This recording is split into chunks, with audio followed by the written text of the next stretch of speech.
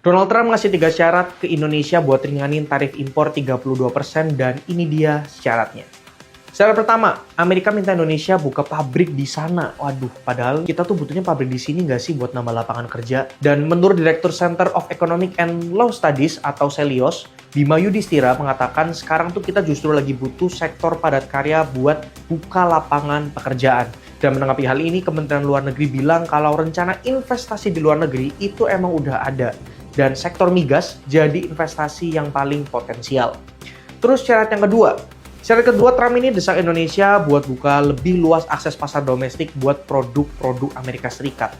Katanya nih, selama ini pasar kita terlalu tertutup untuk barang-barang buatan Amerika. Makanya, hubungan dagang kedua negara ini dianggap gak seimbang.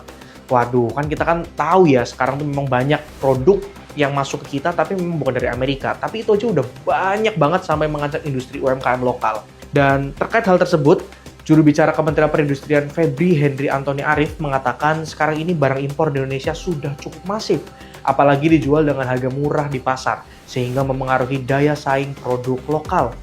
Terus syarat ketiga, Trump itu minta Indonesia buat hapus semua hambatan dagang, bukan cuma tarif, tapi juga hambatan non-tarif. Artinya apa? Bisa jadi pajak impor, izin dan regulasi yang rumit itu terpengaruh oleh kebijakan ini.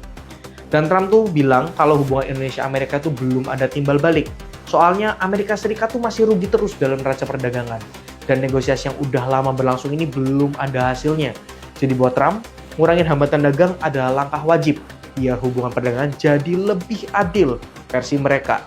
Dan itu dia 3 syarat dari Trump. Kira-kira persyaratan mana yang paling mungkin diturutin? Coba komen pendapat kalian di bawah.